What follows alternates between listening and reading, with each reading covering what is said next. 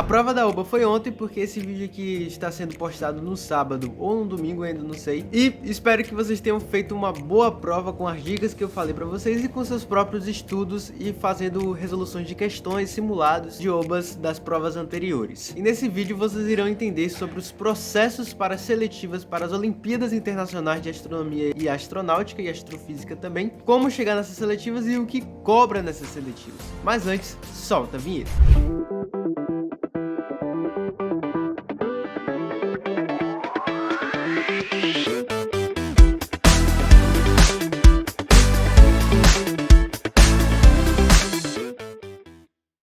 Mas antes de começar definitivamente o assunto do vídeo, primeiramente se inscreva no canal, deixe seu like, ative o sininho e compartilhe, porque hoje vocês irão entender sobre as Olimpíadas Internacionais de Astronomia, como chegar lá, como passar das seletivas e como ir para as seletivas também, tudo organizadinho nesse vídeo aqui. Então se inscreva no canal, deixe seu like e bora pro vídeo. O site que me ajudou bastante para realizar esse vídeo aqui foi o site Noik, que ele tem vários assuntos sobre essas Olimpíadas e diversas outras Olimpíadas também, mas principalmente a de astronomia e as Olimpíadas Internacionais de Astronomia. Bom pessoal, como ontem foi a prova da OBA, hoje eu vou falar sobre como chegar nas Olimpíadas Internacionais. Para que você consiga pelo menos ir para as seletivas, das seletivas você vai para outra seletiva que é da Barra do Piraí, no Rio de Janeiro, e daí você vai ser selecionado se você obter um desempenho bom nessas duas seletivas, e principalmente na Barra do Piraí, porque se você foi para a Barra do Piraí você teve um desempenho bom nas 3 seletivas anteriores, você vai ser selecionado para ir para 2 Olimpíadas Internacionais.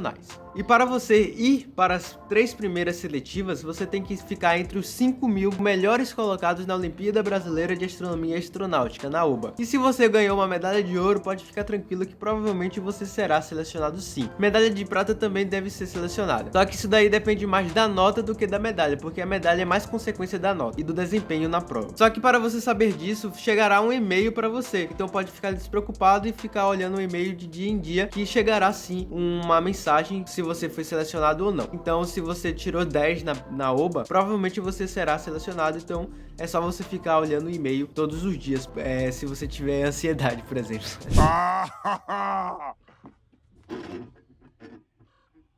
Olha só, olha lá, olha aí, olha lá. E lembrando que se você for selecionado, a sua nota na OBA não influenciará nada nas decisões das próximas seletivas. Então se você for mal nas seletivas, a sua nota da OBA não vai te ajudar em nada. Então você tem que confiar no seu próprio potencial para conseguir uma grande colocação nas seletivas. E as seletivas são divididas em 3 partes, a P1, P2 e P3. E a sua dificuldade vai aumentando gradativamente. A P1 é mais fácil do que a P3, por exemplo, e do que a P2 também. E a P3 é mais difícil de todas. E os intervalos entre cada prova das seletivas é de 2 a 3 semanas, e essas seletivas são online. Mas o conteúdo cobrado em cada uma das provas das seletivas pode ser o mesmo, só que a dificuldade vai aumentando. E além da dificuldade, o peso das provas também vai aumentando. Então se você for melhor na P3, provavelmente você vai passar para a próxima fase. Porque o peso da P1 é 1, o peso da P2 é 2 e o peso da P3 é 3. E cada aluno tem 2 horas para realizar a prova, que tem 20 questões. Cada prova tem 20 questões e 2 horas de duração. Sendo que a prova é realizada individualmente. E os 200 melhores que conseguirem uma pontuação ótima nessas provas serão selecionados para ir para uma prova na Barra do Piraí, que é um hotel fazenda no Rio de Janeiro, presencialmente. E os conteúdos das provas também vão parecer bastante avançados e difíceis, porque em comparação com a OBA, que é a Olimpíada Nacional, vai ser bem difícil para você conseguir ir para essas provas. E para que você consiga ir bem nessas provas, você precisa passar por 2 etapas.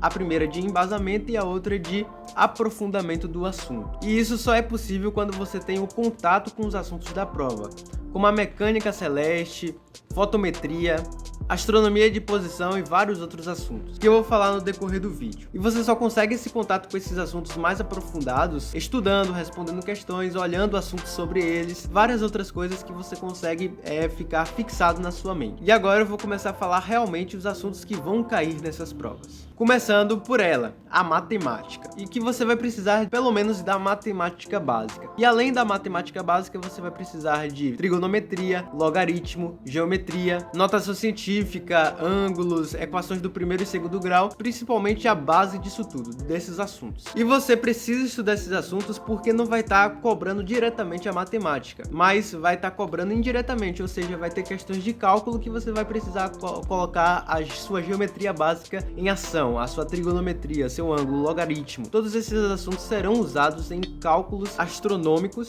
de astronomia no caso, na prova. Mas os assuntos que são realmente de astronomia que vão cair na prova vão ser a mecânica celeste, como eu já falei, astronomia de posição, fotometria, propriedades estelares, cosmologia, telescópios e várias outras coisas também que são complementares a esses assuntos principais. E os complementares que eu falo que são os assuntos que vocês estudaram para fazer a Olimpíada Brasileira de Astronomia e Astronáutica, que eu já fiz até um vídeo que vai estar nos cards. Bom, a mecânica celeste consiste em os movimentos dos corpos celestes, como os corpos celestes se movimentam no universo. E isso tudo tem uma base chamada gravitação, ou seja, você precisa estudar as teorias gravitacionais, as leis da gravitação universal, que é de Isaac Newton, e a relatividade geral de Einstein também, que explica a gravidade como sendo um tecido do espaço-tempo e que os corpos mais pesados fazem uma deformação maior nesse tecido. E que a gravidade deixa todos os corpos organizados no universo e tudo no seu lugar. E isso depende da sua massa, como Isaac Newton já propôs na fórmula da gravitação universal, e também a massa também é fundamental para a relatividade geral de Einstein. Tudo isso tem a ver com a gravidade. E o outro assunto, que é a fotometria relacionado à astronomia, tem como objetivo a medição do fluxo ou intensidade da radiação eletromagnética de corpos celestes, de um objeto astronômico. Isso tudo é feito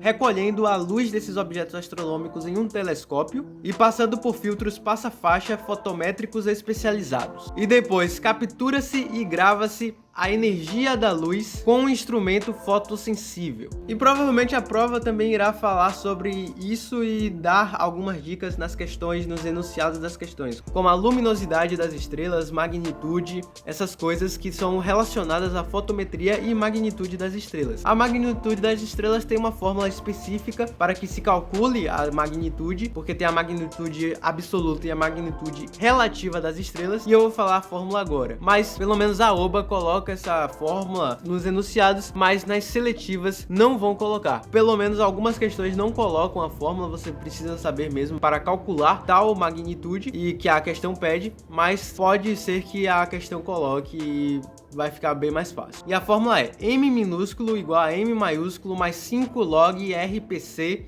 menos 5.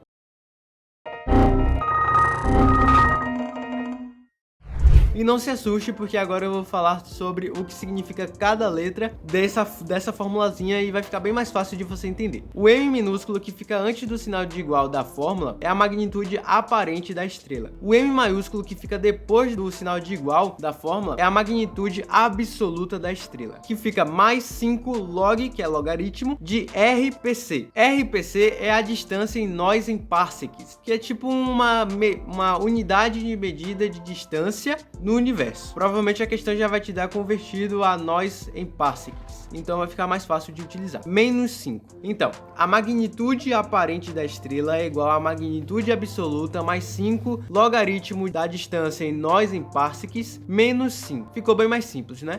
Tô lascadinho, rapaz.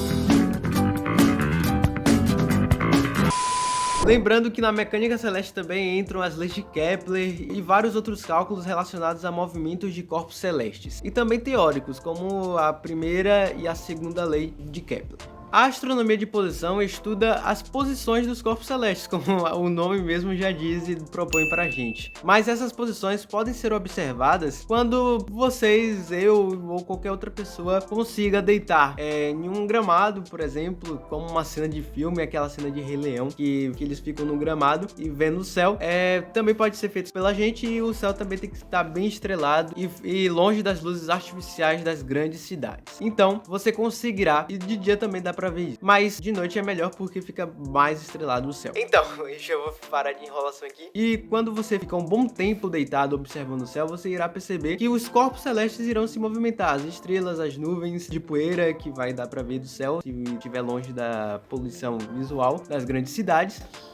O Sol, a Lua também se movem e isso tudo é relacionado à própria movimentação desses corpos celestes e também à rotação do eixo da Terra, que é um movimento de rotação normal da Terra. E os corpos celestes se movimentam em um movimento contrário à rotação da Terra. Os objetos do universo se movem do leste para o oeste, como nós sabemos, o Sol nasce no leste e se põe no oeste. Isso tudo é estudado pela astronomia de posição. E obviamente, para conseguir saber todas essas posições dos corpos celestes, vai ter um sistema de coordenadas, como a gente tem as coordenadas geográficas. Isso tudo é utilizado para conseguir saber também as posições dos corpos celestes. E por fim, de curiosidade também, e provavelmente vocês poderão utilizar como conhecimento na prova, quando nós observamos bastante o céu de noite, por vários dias, vocês irão perceber que estrelas nascem um pouco antes do que o dia anterior. Ou seja, ela vai nascer em um horário hoje, só que amanhã elas já vão nascer um pouquinho antes desse horário. E depois de amanhã já vai ser um pouquinho antes de novo. E isso tudo dá para perceber observando o céu, a olho nu. E isso acontece por conta do movimento de translação da Terra ao redor do Sol. E para facilitar a vida dos astrônomos e dos estudantes de astronomia, como vocês, para conseguir calcular as posições dos corpos celestes, colocou-se um observador estático, onde os objetos movem-se ao redor dele. Então, fez-se um novo sistema de coordenadas para que consiga descrever as posições e trajetórias de tais corpos ao longo do tempo. E algum desses modos de conseguir fazer esse sistema das novas coordenadas e conseguir calcular essas posições são coordenadas equatoriais, elípticas, horizontais e horárias. Isso tudo está dentro do nosso planeta Terra que os astrônomos utilizaram como referencial. E como eu já falei, o site noik.com.br, isso também não é uma publicidade, eu estou dando uma dica para vocês, já colocou um conteúdo bastante amplo e aprofundado sobre esse assunto. Então lá vocês irão encontrar tudo sobre isso. E lembrando que todos esses assuntos estão relacionados às provas das seletivas internacionais, e quando vocês passarem um dos 200 melhores dessas seletivas, vocês vão para a Barra do Piraí, do Rio de Janeiro, que vão ter provas observacionais e também teóricas, e lá vai ser presencialmente no Hotel Fazenda, como eu já disse. Depois disso, vocês irão poder ser selecionados para as Olimpíadas Internacionais que acontecerão no ano. E existem duas Olimpíadas Internacionais, que são a Olimpíada Internacional de Astronomia e Astrofísica, IOAA, e a Olimpíada Latino-Americana de Astronomia e Astronáutica, OLAA. E eu espero que vocês tenham se saído bem na prova da Olimpíada Brasileira de Astronomia e Astronáutica, que é a primeira etapa para que você consiga ir para uma Olimpíada Internacional e representar o Brasil. E depois disso, eu espero que você consiga ter um bom desempenho nas seletivas, um bom desempenho na Barra do Piraí e finalmente ir para essas Olimpíadas Internacionais e também ter um bom desempenho. Então, se inscreva no canal, deixe seu like, ative o sininho, compartilhe. Esse foi o vídeo, espero que vocês tenham gostado, espero que vocês tenham entendido um pouco sobre esses assuntos mais aprofundados de astronomia. E é isso, bons estudos, assista esse vídeo, está do meu lado, até o próximo vídeo, valeu e abraço!